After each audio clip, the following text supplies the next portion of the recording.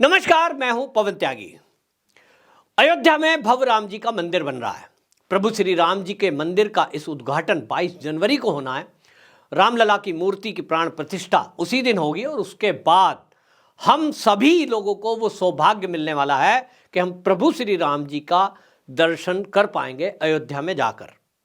मोदी जी अभी 30 दिसंबर में जब वहाँ गए तो वहाँ एयरपोर्ट का उद्घाटन उन्होंने किया, रेलवे स्टेशन से कई गाड़ियों को उन्होंने उद्घाटन किया और उसके बाद से एक माहौल बन गया है।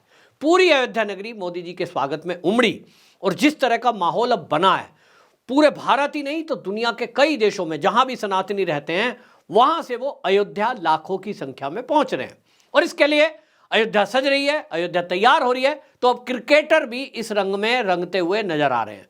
मामला आपको बता दें, क्रिकेट मैच का देखने में आया और बड़ा एक आनंद उसको देख के आया है वीडियो को। साउथ अफ्रीका का चुनाव हो रहा था और आपको बता दें विराट कोहली ये जो है वहाँ खिलाड़ी थे और आपको बता दें जिस तरह के एंजॉय करते रहते हैं। वहाँ हुआ यह है कि दूसरा टेस्ट चल रहा था और ग्राउंड पे जैसे ही वहाँ पर केशव महाराज जो कि हनुमान जी के भक्त हैं वो बैटिंग के लिए उतरे मैदान में, तो वहाँ पे पीछे से गाना चला, भजन चला, जय सिया राम इस तरह का राम सिया राम का जब भजन चला, वो आपने सुना होगा, राम सिया राम जो धुन चली, जैसे ही वो भजन चला तो तीर की आकृति जो है विराट कोहली ने बनाई, तीर धनुष की, और मस्ती के साथ वो प्रणाम भी किया। तो कुल मिलाकर के वो राम के धुन पर थिरकते हुए नजर आए। अब इससे आपको बता दें, ये भी मैं आपको अगली बात भी बता रहा हूँ, हालांकि कई क्रिकेटर अब इस तरह से करते हैं और देखिए क्यों ना हो। हमने जब देखा है पाकिस्तान की टीम जब भारत में मैच के लिए आई, और वो भारत ही नहीं कहीं भी जाते हैं, उनकी नमाज का टाइम हो गया तो वो साइड में आपको देखेंगे मैदान के बीच में जब ब्रेक होता है ना तो वो सजदा करते हुए दिखाई देते हैं। अपने धर्म का पालन करते हैं और अपने धर्म का संप्रदाय का पालन करना और अपनी पूजा प्रेयर करना, जिस भी आप भगवान को मानते हैं, उसके लिए सबको आज़ादी है, कोई मना नहीं करता। तब हमारे लोग क्यों आशंका, शंका और संकोच करते हैं? और इसलिए विराट कोहली ने यह बताया है कि भाई हम भी सनातनी हैं, तो भाई राम जी के भजन पे हम भी कट्टर राम भक्त हैं और डांस करेंगे। तो अच्छी परंपरा है और इस परंपरा की चर्चा हो रही है। लेकिन हम देखें कि इस देश के अंदर ऐसा भी है कि जैसे जैसे राम मंदिर के उद्घाटन की तारीख पास आती जा रही है, बहुत सारे लोग अलुल जुलूल बवाल देते, बयान देते भी घूम रहे हैं। आपको देखा बिहार के जो डिप्टी सीएम है तेजस्वी यादव, वो अभी कह रहे थे कि अगर आप बीमार होते हैं तो आप अस्पताल जाएंगे कि आप मंदिर जाएंगे। भैया जब अस्पताल में दवाई काम नहीं करती ना तेजस्वी यादव जी, तब लोग मंदिर ही जाते हैं। भगवान भी जब वहां बैठे हैं, ये लोगों की आस्था है और वो सुनते हैं। डॉक्टर भी जब ऑपरेशन करता है वो भी भगवान को याद करता है और डॉक्टर अपने मुख से, मैंने खुद सुने अपने कानों से, कहते हैं साहब ईश्वर की कृपा होगी तो ऑपरेशन सफल होगा, प्रार्थना करिए। डॉक्टर दवाई देता है लेकिन उन दवाइयों में कई बीमारियां ऐसी हैं जिसकी आज तक दुनिया में दवाई नहीं है। जब वो बीमारी शरीर में घुस जाती है ना, डॉक्टर कहता है भाई अब तो राम का नाम जपो, भगवान का नाम जपो, अब कुछ नहीं कर सकता मैं। यानी वहां भी जब मामला सारा फेल हो जाता है और अभी आपके सामने हो सकता है वो कंडीशन ना आई हो क्योंकि आपके पास तो बहुत पैसा है, आपके पिताजी का इलाज कराने की जरूरत पड़ी आपको किडनी की, तो आप तो विदेशों में चले गए, आपके पास अरबों रुपया है, देश ही का लूट लाट के इकट्ठा किया है, पहले तो था नहीं। तो आपको क्या समझ आएगा? आपको लगेगा पैसा ही भगवान है। तो आपका तो वो पैसा जहां रखा होगा तिजोरी विजोरी में, भाई अभी पिछले दिनों रेड वेड पड़ी ना, कितना पता लगा के लोगों की जमीनें नाम लिखवा ली तेजस्वी ने, नौकरी देने के बहाने से। पिता मंत्रालय में थे, मंत्री जी थे, लोगों को नौकरी देनी है, गरीब लोगों पे पैसा नहीं है, लाओ भाई अपनी जमीन नाम लिख दो। अब आपके पास तो इतना पैसा है, आप तो बैंक बैलेंस, तिजोरी जहां भी नोट रखे होंगे, जमीनों की रजिस्ट्री जहां रखी होंगी, उसको प्रणाम करते होंगे कि भैया ये पैसा रहे तो हमारे पिताजी भी ठीक रहेंगे, माताजी भी, और हमें बीमारी होगी हम भी विदेश चले जाएंगे, जाने ही वाले थे। तो इस तरह के लोग बयान कर रहे हैं। भाई मंदिर की अपनी महत्ता है, अस्पताल की अपनी महत्ता है, कोई नहीं कह रहा कि अस्पताल की जरूरत नहीं है। तो मोदी और योगी सरकार या मोदी सरकार की अगर मैं केंद्र की बात कर लूं, देश की आजादी से लेकर 14 तक जितने एम्स थे उतने एम्स मोदी जी ने 10 साल में बना दिए, बल्कि उससे भी ज्यादा। मेडिकल कॉलेज, अस्पताल, डिस्पेंसरी, उत्तर प्रदेश की अगर मैं बात कर लूं तो हर जिले में एक मेडिकल कॉलेज बनाने की घोषणा हुई है और ज्यादातर पे काम चल रहा है। तो भैया अस्पताल भी बना रहे हैं मोदी जी, लोगों को फ्री में वैक्सीन भी दी मोदी जी ने।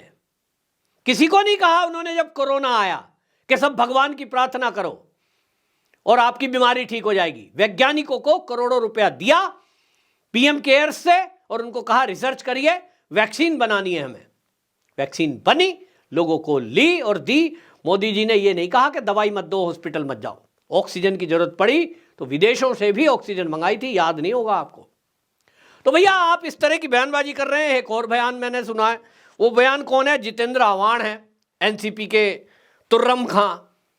वो राम जी के बारे में बता रहे हैं कि राम जी तो नॉनवेज खाते थे। वो कहते हैं साहब शाकाहारी हो ही नहीं सकते। भैया रामचरितमानस में, रामायण में साफ साफ लिखा है कि वो कंद मूल खाते थे। कंदमूल क्या होता है? कंदमूल क्या होता है भाई? जो सब्जी है, फल है, उसी को खाते थे। ये घटना आपने सुनी होगी। आपने क्यों सुनी होगी? आप तो मुस्लिम तुष्टिकरण में इतने डूबे हो कि आपको समझ नहीं आएगी कि राम जी भिल्लनी के आश्रम गए तो भिल्लनी ने बेर चुनकर उनके लिए रखे थे, तो भैया वो बेर खा रहे थे और वो भी झूठे भी खा लिए उन्होंने। कहीं लिखा है? आप कह रहे हो साहब वो राजपूत थे तो राजपूत मांस खाता है और इसलिए हम मांस खाते हैं। भाई राम जी की तुलना आप अपने मनगढ़ंत तरीके से कर रहे हो कि राम जी 14 साल वन में रहे तो वहां फल फूल कहां से मिले उनको, कंदमूल खाने को कहां से मिले? जानवर ही मार के खाते होंगे। यह आपकी बुद्धि है।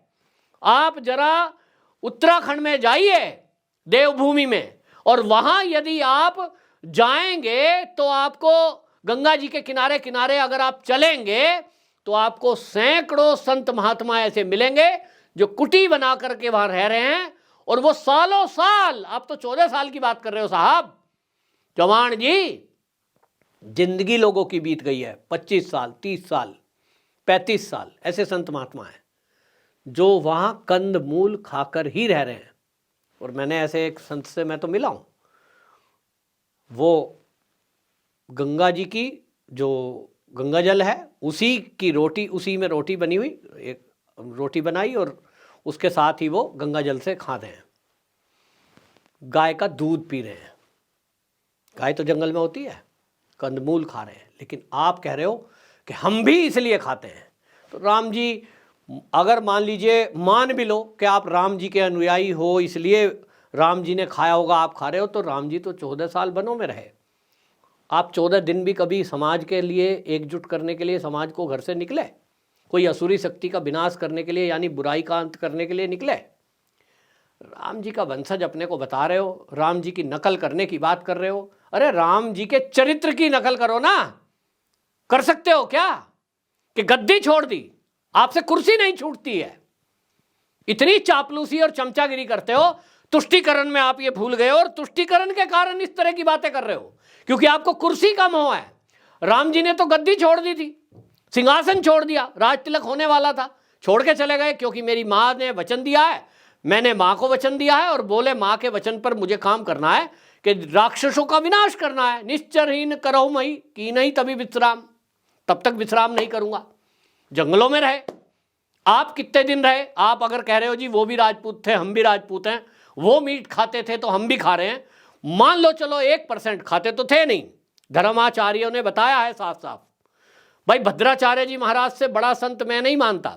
जगत गुरु भद्राचार्य जी महाराज ने, जिनकी गवाही सुप्रीम कोर्ट तक में चली है राम जन्मभूमि मामले में, उनसे आप पूछें, पूछा गया है राम जी के चरित्र के बारे में, राम जी क्या करते थे, कैसे करते थे, क्या खाते थे। वो कहते हैं ऐसे लोगों की बुद्धि भ्रष्ट हो गई है जो इस तरह की बातें कर रहे हैं।